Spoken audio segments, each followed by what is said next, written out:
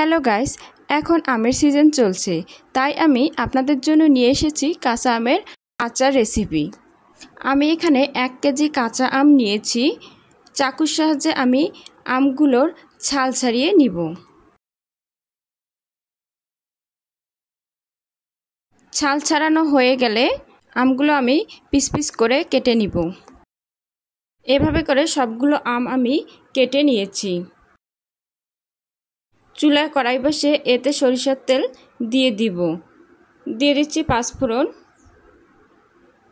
একটা তেজপাতা চিড়ে দিয়ে দিব।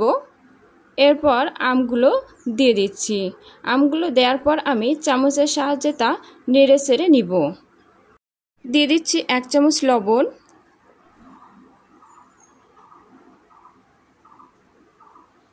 কিছু সময় নেড়ে চেড়ে নেওয়ার পর আমি এতে জল দিয়ে দিব সিদ্ধ করার জন্য।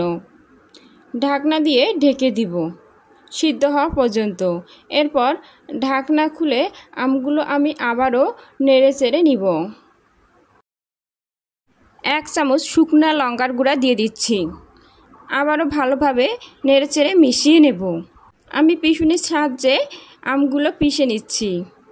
এরপর আমি একটি বড় সাইজের চামচ দিয়ে 2 চামচ চিনি দিয়ে দিব।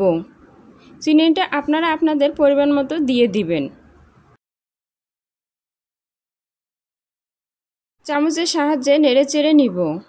সবশেষে আমি 1 চামচ আচারের মশলা দিয়ে দিব। আচারের মশলাটা আমি আগেই বানিয়ে রেখেছিলাম। আচারের মশলা বানাতে আমি 1 চামচ 5 ফোড়ন, একটা তেজপাতা ও 3টে শুকমরিচ ভেজে গুঁড়ো করে নিয়েছি। আচারটা খেতে দারুণ হয়েছিল।